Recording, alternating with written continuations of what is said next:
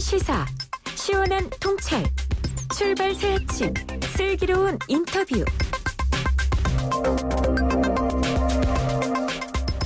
북한이 코로나 바이러스 감염증이 의심되는 탈북민이 최근 군사 분계선을 넘어서 개성으로 귀향했다 주장했습니다.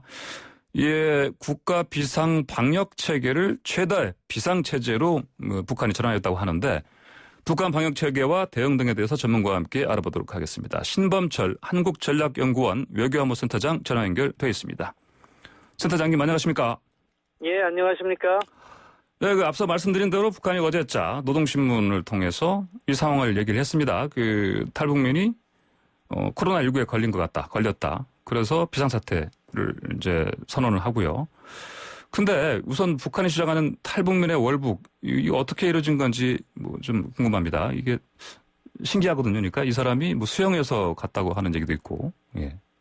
예, 일단 북한 측 발표하고 네네. 우리 정부가 지금 조사 중인 내용하고는 좀 분리해서 볼 필요가 있고요. 예. 먼저 북측 주장을 보면은 19일에 탈북자가 분계선을 넘었다고 얘기했어요. 그러니까 이게 지상에 있는 군사 분계선인지 해상 경계선인지는 정확하게 밝히지 않고, 그런데 개성에서 5일 동안 활동을 했나 보더라고요. 5일 동안요? 그것을 이제 파악해서 이제 정치국 비상 확대 회의를 개최하면서 이제 문제를 본격적으로 제기한 거죠. 예. 근데 7월 19일에 군사 분계선을 통해서 월북이 이루어진 곳. 근데 그 사이 우리 군이나 북한군은 이 사실을 그러면 몰랐던 걸까? 이것도 물론 분리해서 봐야 되겠지만요. 예. 우리 군도 몰랐고 북한군도 몰랐던 것 같아요. 네. 그러니까 이제 북한의 그 발표 내용을 보면 뒷부분에 그런 것을 이렇게 경계에 실패한 것에 대한 책임 추궁 문제까지도 언급을 하더라고요. 그러니까 북한도 그것을 몰랐다는 거죠. 아마 4군단 지역이 될 건데 그쪽에 후속 조치가 있을 것 같고요. 우리 군 같은 경우에도 사실 어제 이제 북측에 보도가 나온 다음에 이렇게 확인을 해본 것 같더라고요. 그런데 이제 군사분계선 육지 쪽이면은 결국 철조망을 찢거나 하는 그런 부분이 확인이 되는데 그런 것이 없으니까 해상으로 넘어갔지 않겠느냐 하는 추정을 하는 것이고 또 의심 가는 청년 한 명이 있더라고요. 이제 우리 내부적으로 경찰과 군이 다 조사를 했을 거로 보는데 그러니까 강화도 쪽으로 헤엄을 쳐서 귀순한 23세 청년이 있는데 최근 행방이 묘연하다. 그러니까 또 그쪽으로 넘어가지 않았겠느냐 하는 추정을 하는 것 같습니다. 네, 말씀하신 대로 북도 남도 군이 다 뚫렸다, 당했다 이렇게 보면 되겠네요. 김정은 위원장 주재로 이제 정치국 최대 비상 확대 회의를 연 자리에서 특급 경보 발령한다고 했습니다. 최대 비상 체제로 이행한다는 거 어떤 조치를 취하는 겁니까 이게? 사실 북한이 이제 새롭게 계속해서 이제 이슈를 제기하고 내용이 나오기는 거기 때문에 어느 정도 수준인지는 북측 발표로 이렇게 저희가 알 수 있거든요. 일단 최대 비상체제라고 하면은 특정 지역을 완전히 격리한다, 봉쇄한다. 그래서 이번에 개성이 봉쇄가 됐어요. 그리고 거기 관련돼서 모든 대상 그리고 특히 이번 탈북자가 다시 만난 사람들 경유지들 해서 다 격리해서 검진하고 그 지역을 갖다가 폐쇄하겠다. 이렇게 밝힌 거죠. 그러니까 특정 지역의 봉쇄까지 포함된 강력한 방역 체제를 가동하고 있다. 이렇게 볼 수 있을 것 같습니다. TV 화면 보셨는지 모르겠는데 보면 이제 김정은 위원장이 한 사람을 이렇게 세워놓고 이게 추궁하듯이 하는 모습이 나왔거든요. 이를테면 여러 가지 이런 것들을 봤을 때에도 책임자에 대한 이제 집중 조사를 하고 처벌도 아무래도 하지 않겠습니까? 어떤 예상을 할 수 있을까요? 후속 조치가 뒤따를 거라고 봅니다. 말씀하신 화면 장면도 그렇고 노동신문에 보도된 내용을 봐도 경계에 실패한 거에 대한 책임 추궁. 이거는 지금 북한 내부적으로 경제가 어렵다 보니까 6월 달부터 계속해서 내부 기강 잡기 그리고 숙청 이런 것을 갖다가 시사하는 내용들이 나오고 있거든요. 그런데 이번에는 명백히 경계에 실패한 거니까 그것에 대한 문제 제기를 김정은 위원장이 하고 이로 인해서 또 후속적인 조치들이 뒤따를 것이다. 일부 숙청이 예상되는데요. 아무튼 이런 상황은 우리도 우리 나름대로 경계 실패지만 북측도 그것이 개성까지 가서 이렇게 활동을 했다는 것은 북측에서도 좀 우려하지 않겠습니까?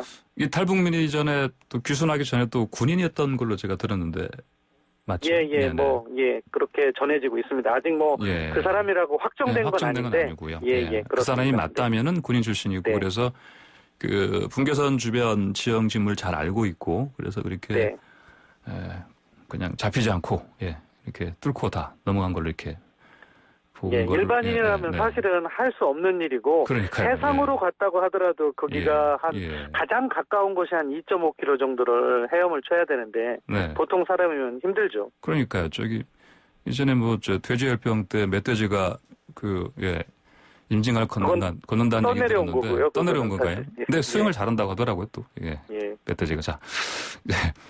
자, 아까 말씀하신 대로 이 사람이 3년 전 귀순한 사람이다. 근데 이제 그러면 우리나라에서는 한국에선 이 탈북민에 대한 우리의 관리 이거 어떻게 이루어지고 있습니까? 간단히 좀.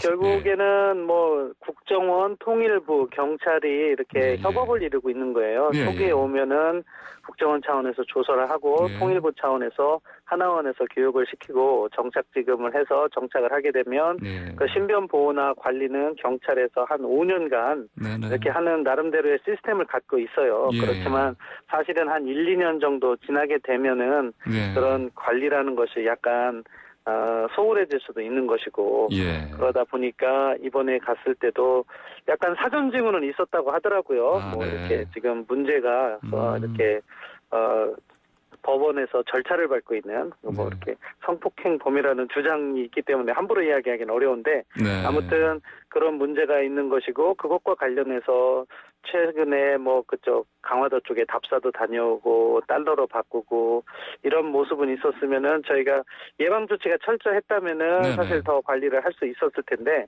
아쉬움은 있는데 경찰 쪽에서는 일일이 다 그렇게 관리하기는 어려운 현실적인 한계도 있다고 봅니다. 이게 경찰이라면 당연히 대공 업무를 담당하는 그 정보과 형사들이 그쪽에서 하겠죠. 평소에 관리를 했을 텐데 근데 지금 이런 전체 상황을 봤을 때 경찰 또 기무사 쪽에서도 아무래도 이를테면 관리를 했을 것으로 보이는데요.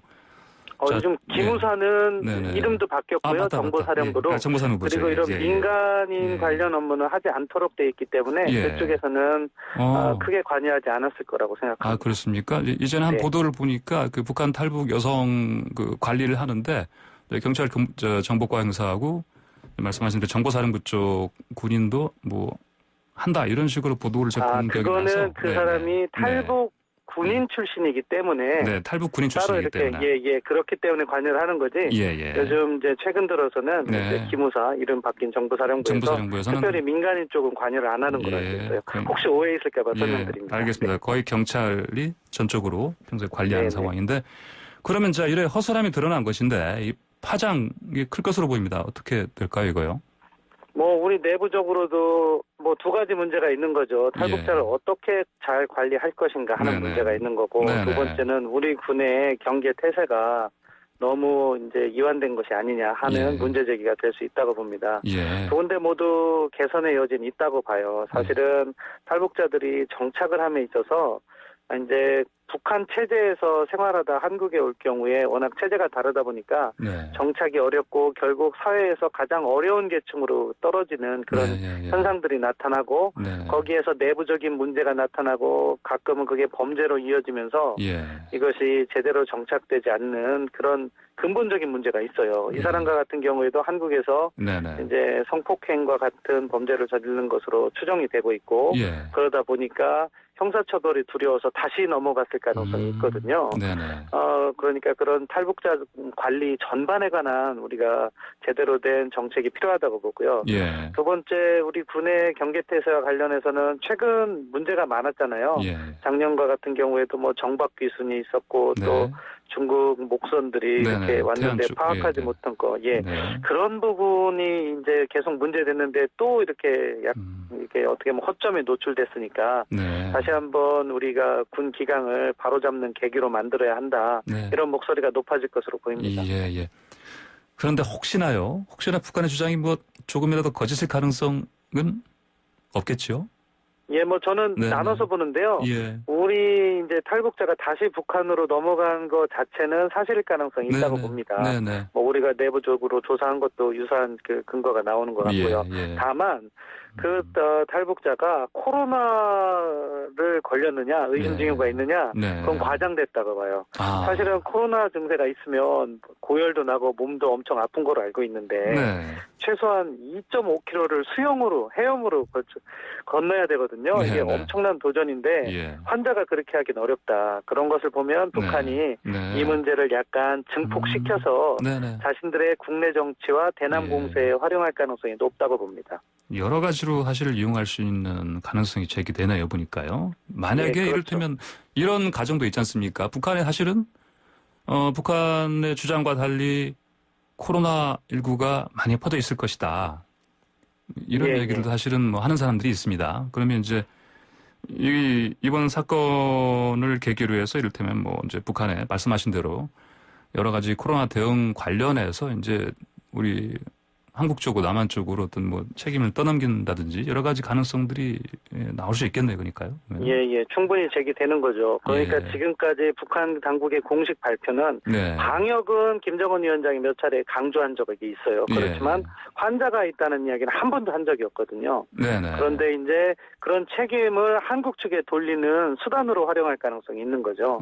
나중에 이제 환자들이 문제가 되고 조금 더 확산되고 복잡해지는 상황이라면 북한 당국은 관리를 잘했는데 남조선에서 일부러 그랬다고 할 수도 있는데 아무튼 그러한 탈북자가 다시 들어와 갖고서는 북한 사회를 갖다가 어지럽혔다. 이 책임, 모든 책임은 남한 당국에 있다.